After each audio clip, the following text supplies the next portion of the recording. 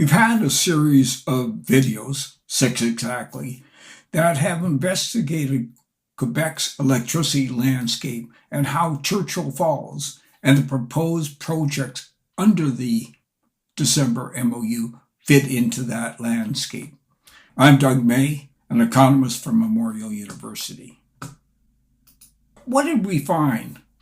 Well, we found that hydroelectricity generation in Quebec is currently falling due to the drought in the northeastern part of Quebec around the James Bay Basin.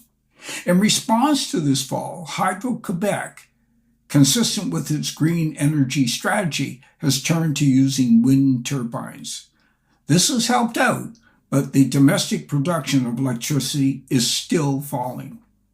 Now, traditionally, Quebec has had to rely heavily on imported power, and the primary source of this power has come from the Churchill Falls hydro generating station, and it was done so at very low long-term contractual prices.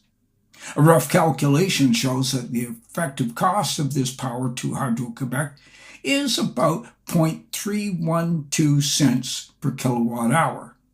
The contribution of Churchill Falls electricity to Quebec's available electricity is now around 17%. With growing domestic demand, Hydro-Quebec, even with its imports, has little surplus electricity for exports to its traditional markets. Surprisingly, because the situation described above, Hydro's export markets are increasingly becoming the source for its imported power, particularly from the New York grid.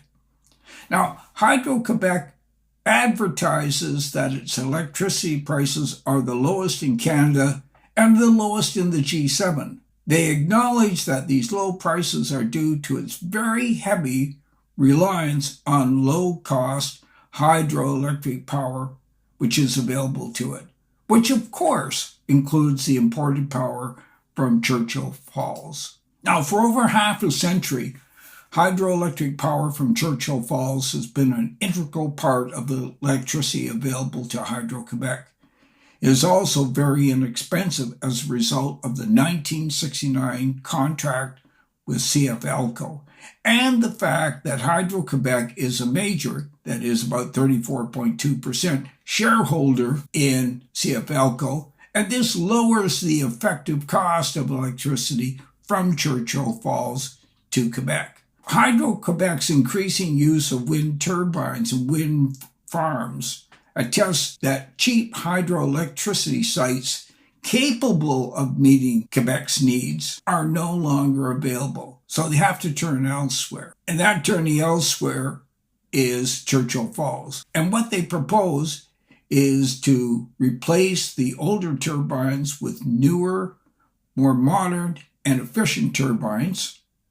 Hydro-Quebec also proposes to enlarge the Churchill Falls facilities by adding 2 new additional turbines, I think further underground, and using the generating model used along Quebec's rivers. Hydro-Quebec also suggested developing a new generating capacity at Gull Island on the Churchill River.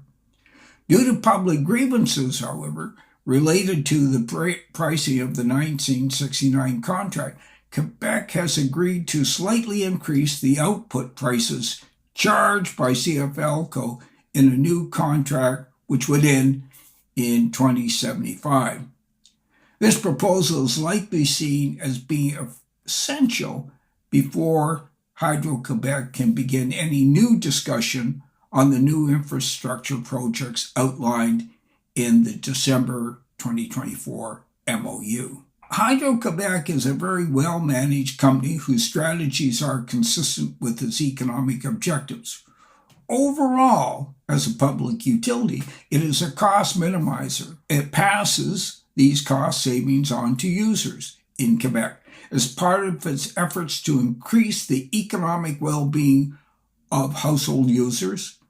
Quebec also uses this inexpensive power as part of an industrial strategy to foster competitive enterprises to locate in Quebec. With respect to exports, Hydro-Quebec is a profit maximizer.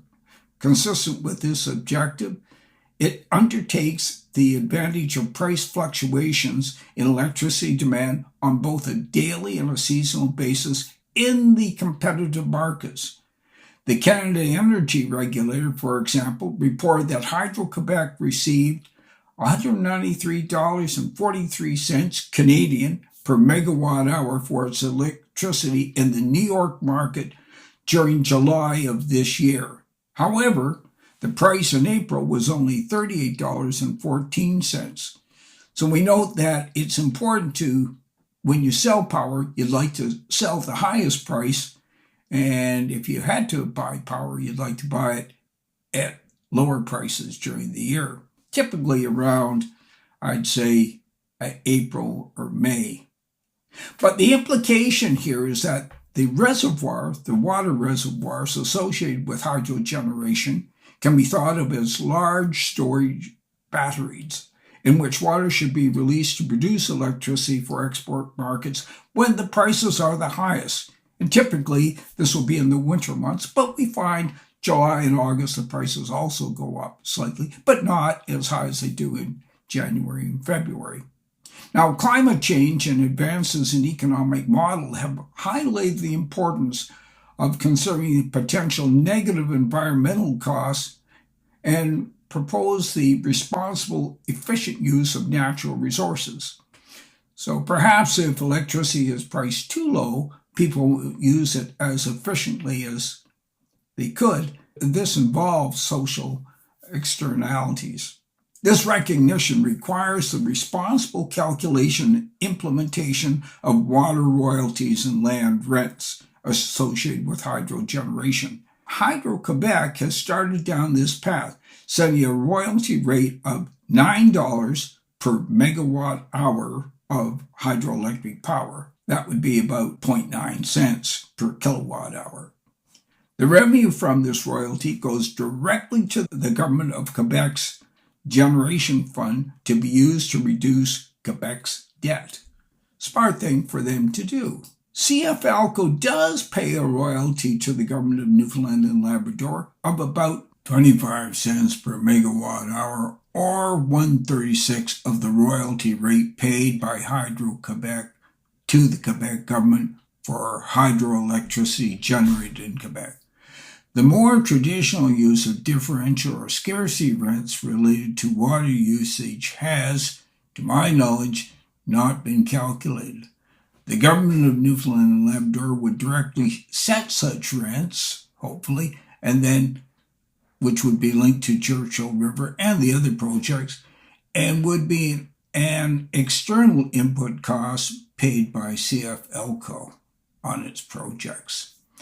The proposed infrastructure projects in the MOU have potential. While we know the total cost, the timing of those costs and others is unknown. Also unknown are the various scenarios related to output and pricing over time. Without much more information, independent professional analyses of these projects are not possible. The pricing of the existing electricity under the current long-term contract in 2441 has been and continues to be a contentious issue under the MOU. The 1969 contract was set in very unusual circumstances.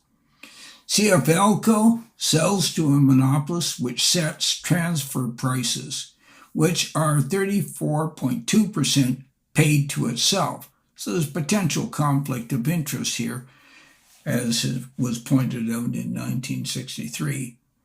While the contract is legally binding, economists cannot say that the prices are efficient or optimal from a well-being perspective. Well, that's what we found to date. As we discover more things, I'll make more videos, bring it to your attention. Thanks for listening. And if you have any comments or questions, please send them along. Have a good day.